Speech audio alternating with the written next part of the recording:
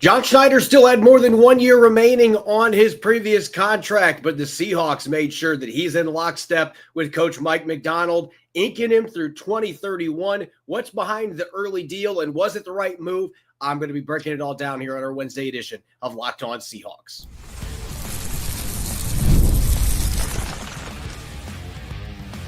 You are Locked On Seahawks, your daily Seattle Seahawks podcast. Part of the Locked On Podcast Network, your team every day. Greetings, 12. This is Corbin Smith, host of the Locked On Seahawks podcast, your daily Seahawks podcast, part of the Locked On Podcast Network, your team every day. A special thanks to all the valued 12s out there who are listening in, whether you're in Everett, Washington, or Ames, Iowa. And thanks for making Locked On Seahawks your first listen 5 days a week. We greatly appreciate it. It was a quiet, uneventful day on the practice field for the Seahawks, but that doesn't mean that it was an uneventful day for the organization. John Schneider getting a new contract extension. I'll be diving into the details behind how that went down and whether or not this is the right timing to make this move to extend Schneider past 2030. I'll be taking a look at what I think I know after 7 days of Seahawks training camp. And then I had a chance to chat with new free agent addition safety DeAnthony Bell at the VMAC. Awesome interview. Really fun addition to Seattle's defense and special teams unit. So without further ado, let's get to it. Now for your lead story here on our Wednesday edition of Locked On Seahawks. Upon arrival today at training camp, I was hoping at least there was going to be some helmets out there and players are going to be doing an OTA-style practice. But Mike Macdonald had his Seahawks gearing up for an ATC practice. In other words, a glorified walkthrough, just T-shirts and shorts on.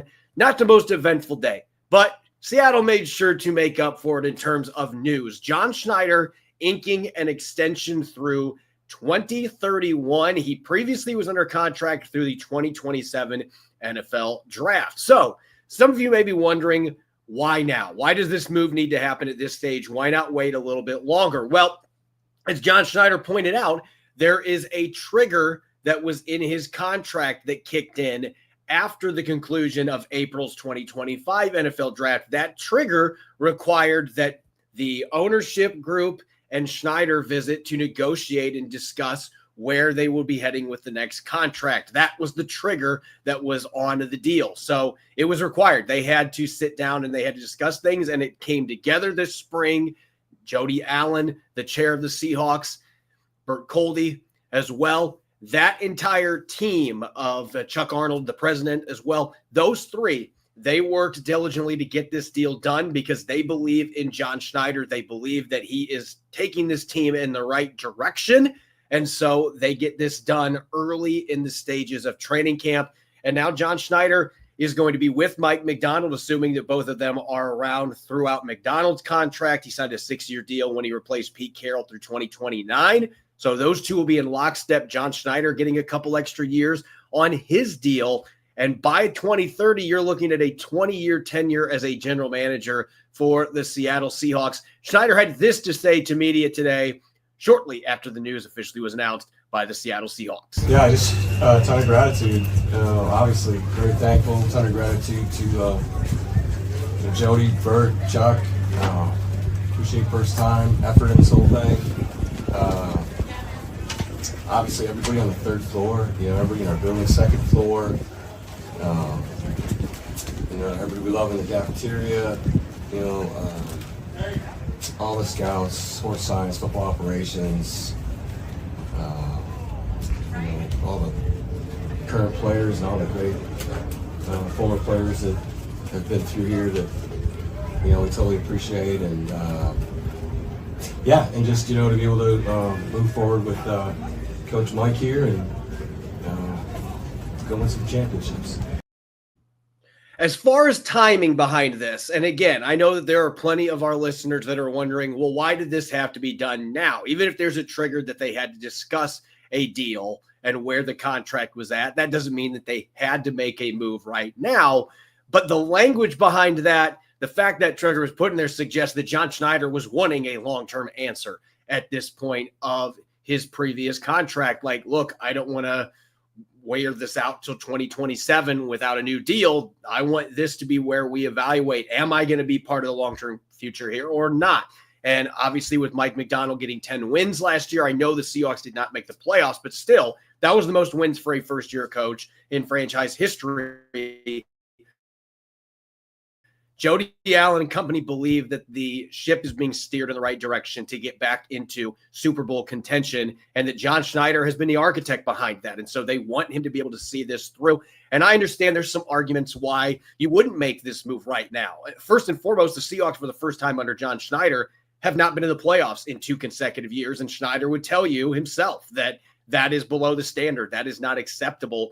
They are going to be making the playoffs this year, or it is going to be a massive disappointment. So some may say, well, what happens if they don't now that you've got this new contract? But it would take a lot unfolding for this to look regretful after 1 year, especially with the track record that John Schneider has.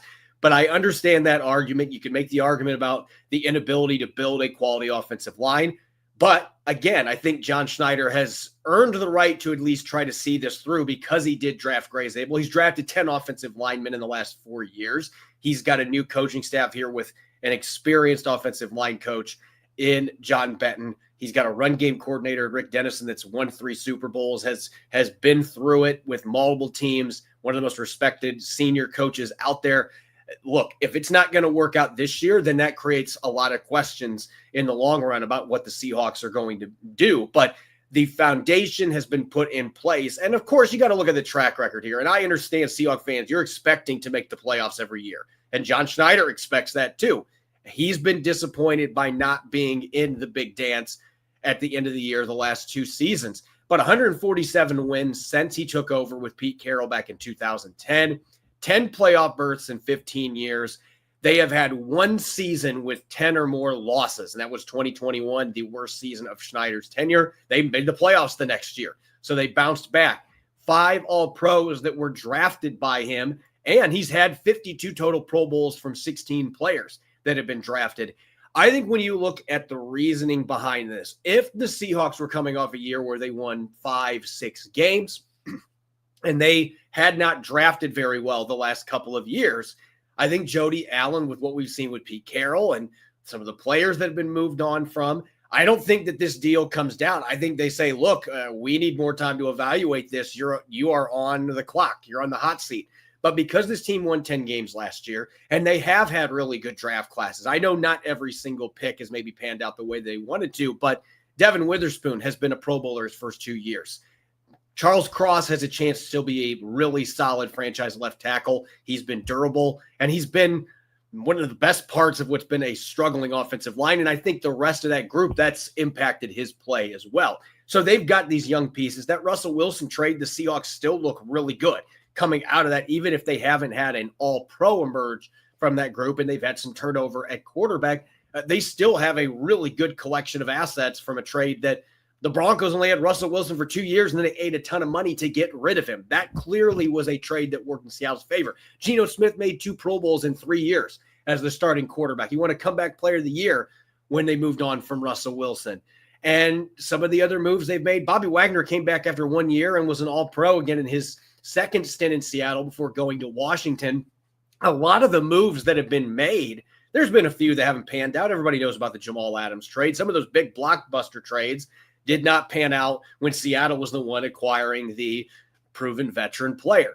But the trade deadline deals for Leonard Williams and Ernest Jones the last 2 years have been magnificent. And the Seahawks have both those guys now inked to long-term contracts, so they weren't rentals. They ended up getting them on new deals. So I think when Jody Allen looked at the entire puzzle, yeah, there's going to be some flaws. Every general manager has them. The offensive line's been the biggest one. The fact we haven't made the playoffs the last couple of years, I'm sure Jody Allen was looking at that from that perspective as well. But you've got a young foundation. You've got a good blend of experienced, proven, talented vets, rising stars like Devin Witherspoon, and you've got a really fun draft class that you're very excited about coming in this year, led by Grayzable and Nick Emanwari. So I think all of that is why this move is happening at this point. The trigger in the contract obviously necessitated that discussion. It was required in the language of the contract, but I think this is truly what the front office was hoping for. They like the direction John Schneider's got this team. There's not really much drama. Schneider was talking about that today. Right now, there's not much drama after all those moves that happened back in March. They feel really good about where they are going. Now, we'll see if those feelings turn into expectations becoming real on the field, and this team can take that next step. But there's the belief that John Schneider and look, Jody Allen, her ownership group, who knows how long they are going to have the Seahawks before they sell. That's something John Schneider doesn't know, and it's not in his pay grade to be able to know what's going to happen on that front. But I think that it makes a lot of sense that they want him to see this through with all the young talent they've assembled. And look, they've got a lot of cap space that could roll over to next year as well, which would make this a place if they are in position where they have a window open, you can go out and add some real game-changing talent to an already talented roster. So they're going to let John Schneider have the chance to do that. And I think he has earned that. Even if there are some flaws, every GM has them. I think John Schneider has done a really nice job the last couple of years overall, with the O-line being the one Achilles heel. If he can figure that out and the coaching staff can help bridge that gap talent-wise and development-wise, this team has a chance to have a really good season and a really bright future beyond 2025. When I return, we've had 7 practices so far at training camp. I'm going to dish out what I think I know after those 7 practices. That'll be coming up next here on our Wednesday edition of Locked On Seahawks.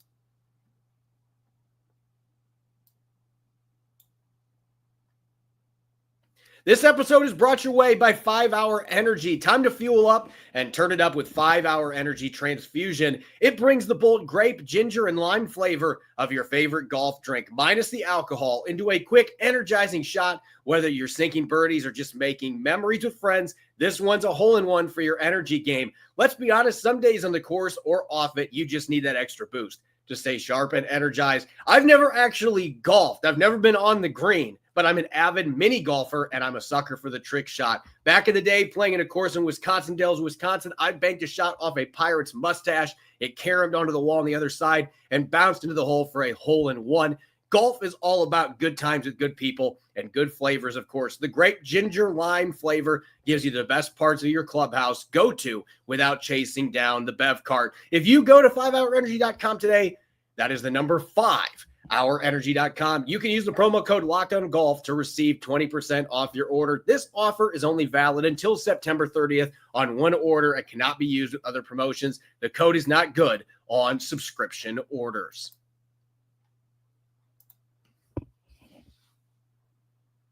Welcome back to the Wednesday edition of Locked On Seahawks. This is your host, Corbin Smith. A special thanks to all the 12s who are tuning in. And thank you, as always, for making Locked On Seahawks your first listen 5 days a week. We greatly appreciate it. The Seahawks now 7 days into their latest training camp. Today's practice, as I mentioned earlier, was not an overly eventful one, with it being a walkthrough pace-oriented practice. Nonetheless, good mental day after 2 padded practices. They should be back in the pads tomorrow. So no real takeaways from today other than the huge John Schneider news, obviously, with his extension. But we've had 6 practices that you can glean things from. And so looking at the first 7 days of training camp, let's talk about some of the things that I think I know about this Seahawks team coming out of those first, let's say, 6.5 practices, if we're being accurate. They were on the field today, but at a walkthrough pace.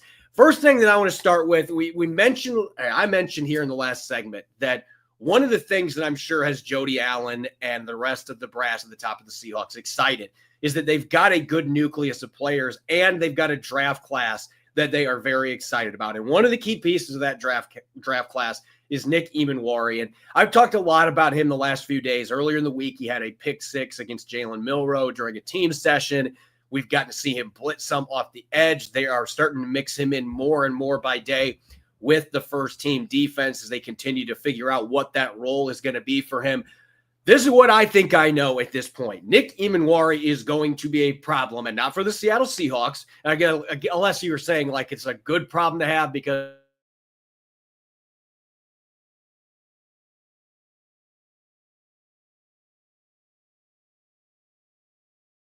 to see them use him in that game a fair amount as it stands right now. But if he continues to ascend the way that he is and has here over the first week and a half of his NFL career, where he is seemingly digesting everything that they're throwing at him, and they just gradually keep giving him more bones as rewards. And he keeps living up to expectations. He's eating up the coaching. He is figuring things out with his teammates.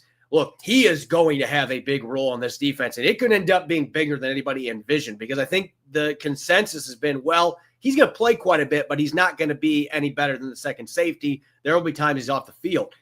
I think he's going to, quicker than expected, force Mike Macdonald's hand, like try to figure out, like, okay, like, can I really afford to take him off the field? That is something that I believe we are going to see with Nick Eamon-Wari sooner rather than later, where he is going to be causing headaches for defense or opposing offenses because of his ability to play all over the field and all the different skills that he brings to the equation. Just the fact that he seems, again, it's early. Maybe this is not the case the way that it looks, but it seems like, based on the coach's reaction to things, that he's really digesting and absorbing everything right now. And he is doing a great job learning this defense, where he fits in, a number of different ways they can utilize him.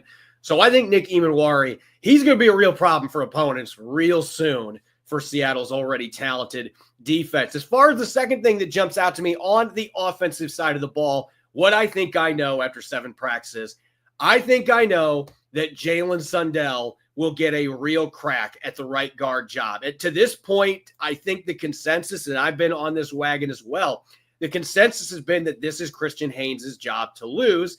There's a small faction out there that think that Anthony Bradford still has a chance to win this job, because he might be the best run-blocking offensive lineman that the Seattle Seahawks have. Not just guards. He might be the best run-blocking lineman they have. If they're really wanting to get back to running the football, he could be a big part of that. The pass protection aspect, though, it's such a big drop-off for him, and he really struggles, and it's continued in this training camp. He's had his issues in pass protection, a couple padded practices that they've had. I think Jaylen Sundell gives you the best of both worlds potentially, because you're getting a guy that, obviously with his center background, very high football IQ, incredibly athletic, a 90th plus percentile athlete at the guard position. And you're talking about a guy that can do all the things you're looking for in the zone blocking game. He is solid enough in pass protection. And I think he's going to keep getting better in that regard the more experience he gets going against the NFL guys. He hasn't been overly dominant in training camp, but he's been rock solid.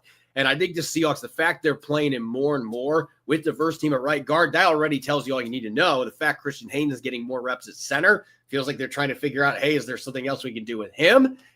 I feel like the Seahawks really want Jaylen Sundell in the field. They're trying to figure out, is that going to be a possibility? Right now, right guard, to me, that seems like the spot he's got the legit opportunity to potentially win a starting job for week 1 against the San Francisco 49ers.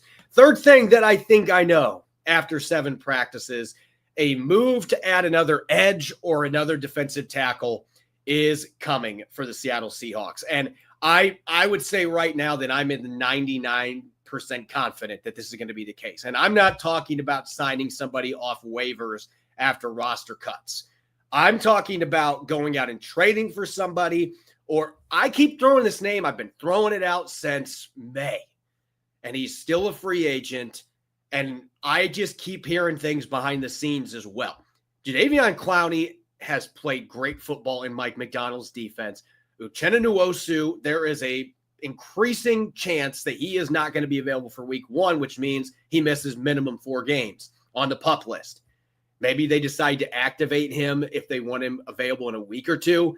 But if he's still in the PUP, he's going to miss 4 games. There's a big drop-off after the first 4 guys, even with a healthy Uchenna Nwosu. I think that Jadeveon Clowney is still a very real possibility to return for a second stint in Seattle, a second stint with Mike Macdonald, albeit a different team. There's just so many signs pointing to that being a good fit. And I do think the fact that Quentin Bohanna has flashed the first 2 padded practices, and even Brandon Peely's had some moments where he's looked solid.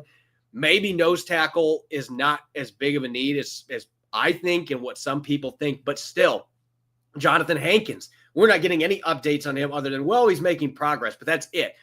Who knows if Jonathan Hankins is going to be ready for the start of the season either. He's dealing with a back issue, and those things can be prolonged when you're talking about back issues. So, look, I think the interior D-line, that might be more of a candidate if the right guy is available after cuts that you try to put in a claim, or maybe you try to deal for somebody and trade from another position that you have a surplus Safety might be that spot potentially.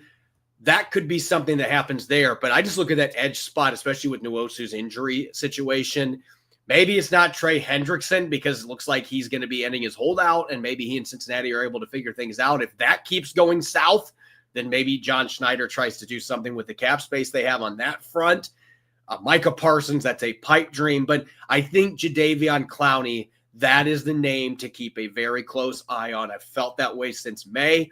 The connection with Mike McDonald, how well he played in this same exact scheme 2 years ago in Baltimore, and all the pieces that they've got in that D-line already.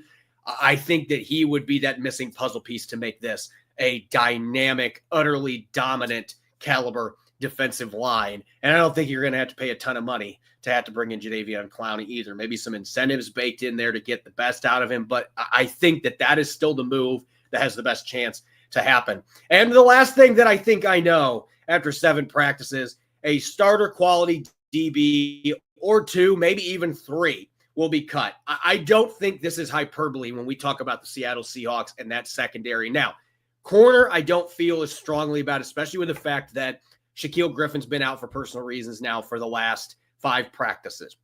He didn't practice the first day either because of an illness. So he has basically been missing in action for the entirety of training camp. Shamar Jean-Charles has been dealing with an injury, an undisclosed injury, has not practiced for the last week after getting banged up in the first couple days. So the Seahawks have some question marks at the cornerback spot. Safety, on the other hand, I don't think it is a hyperbole at all. When you look at the depth chart that Seattle's got there, I think they've got 2 guys that are not listed as starters that would start for at least half the teams in the league. And one of them I'm going to have an interview with later in the show.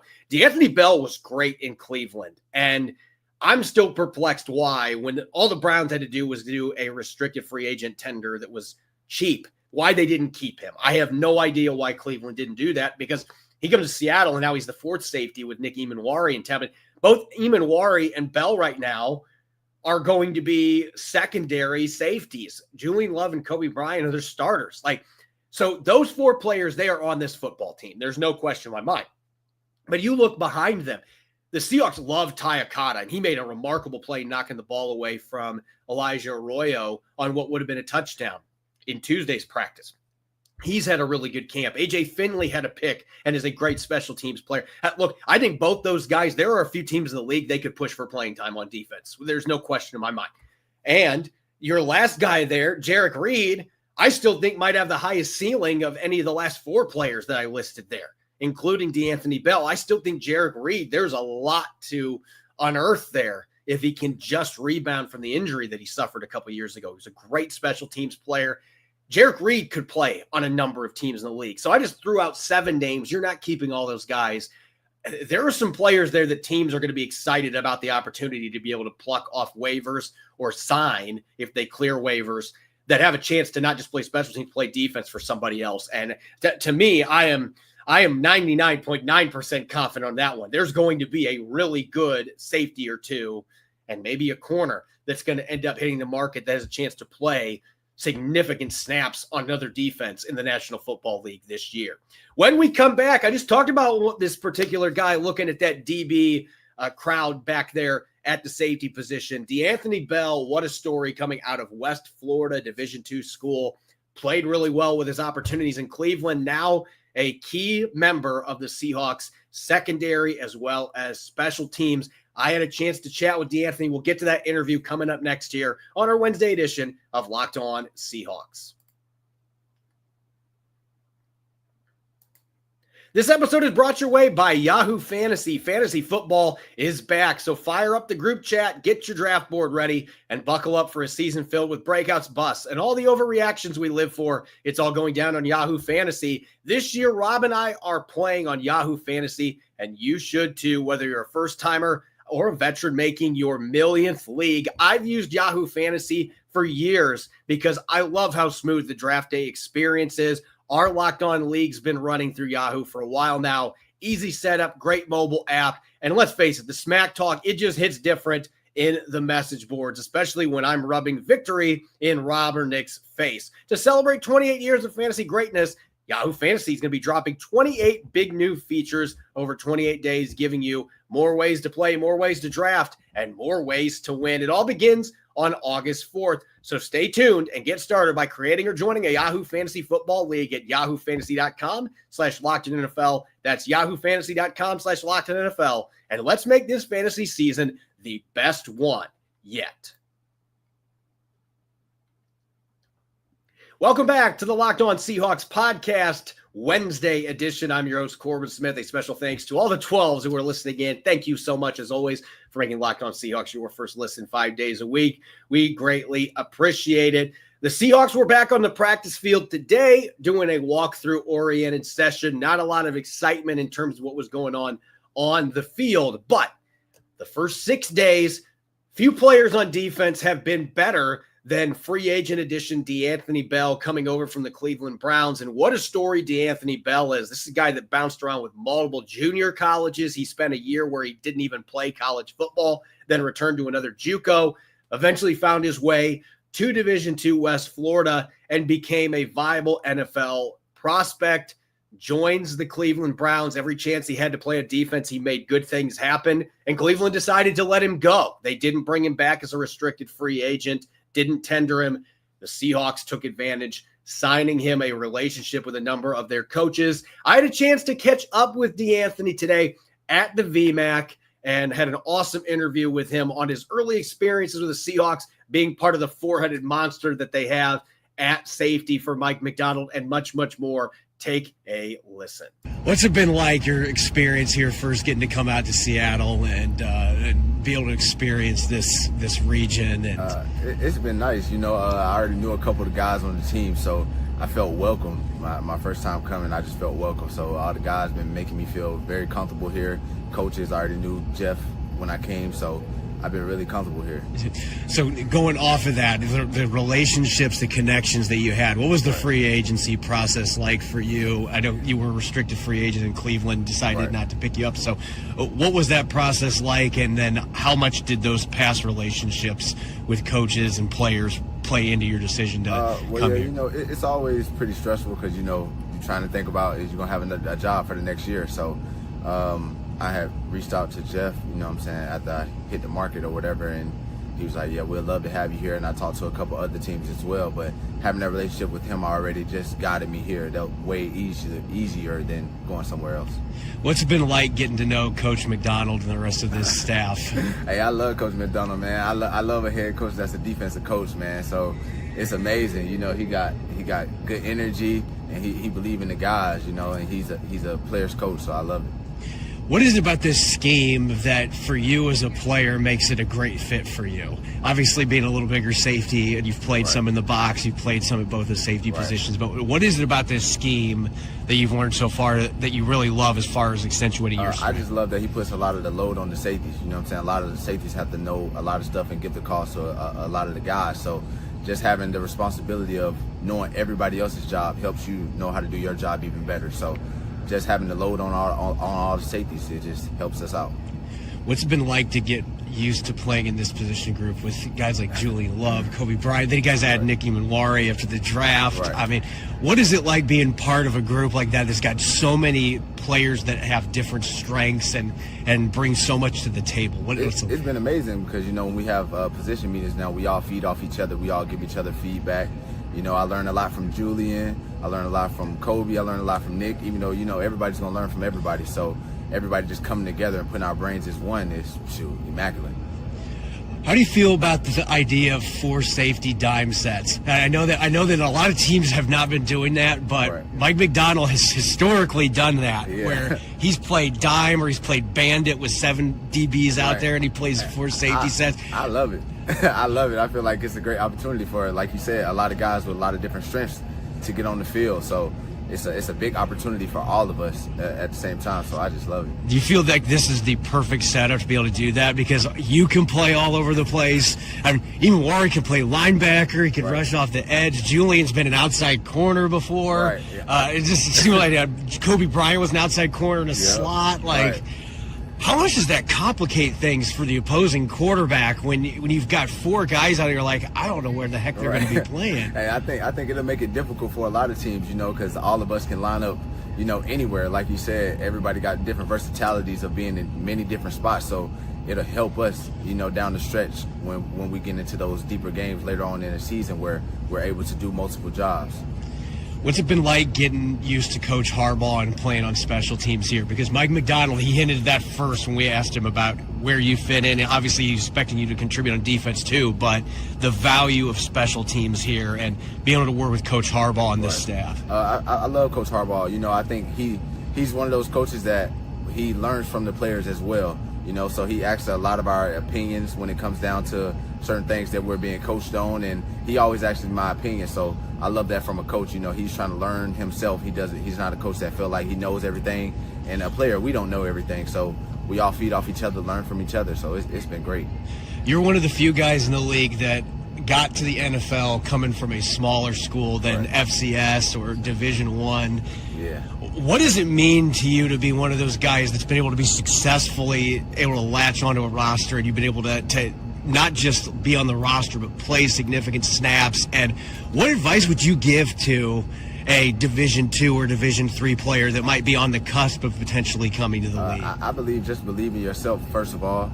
Put your trust in God and put the work in. Everybody don't realize how much work is being put into this game. So working when you're not being watched, that's the main thing that coaches always say, what are you doing when we're not looking? So just having that chip on your shoulder, coming in, working, put your head down and work, and try to make as least amount of mistakes as you can when you come into environments like this, training camp, OTAs, trying to eliminate mistakes. It shows that you can be a reliable, a trustworthy guy.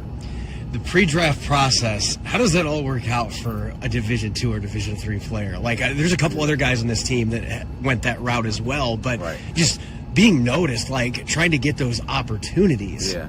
Well, I had a lot of teams come to my school at West Florida, so I think I had 30 of the 32 teams at my pro day. So I think I did something pretty well that season. But it's definitely difficult coming from a smaller school, because you got to. The main part about it was getting into bowl games. That's what helped me a lot. Yeah. So being into those bowl games, you get to compete against these other guys that scouts are seeing and could possibly eye above you, in the draft or in anything being picked up. So being able to compete against those guys, show that you're available, that you can be trustworthy, and that you can compete. As always, you can follow me on X and Blue Sky at Corbin Smith NFL. Make sure to subscribe to Locked On Seahawks on YouTube and wherever you get your podcast to make sure you don't miss a single episode. Coming up on tomorrow's show, practice number 8 coming in the morning at the VMAC. I will be diving into takeaways coming out of the latest practice, most likely going to be fully padded. So getting ready for some hitting as the Seahawks get closer to their first preseason game. We'll be diving into that and should have my co-host in crime, Rob Rang, back in the saddle as well. Make sure you are listening in. Thanks for tuning in to tonight's show, and go Hawks.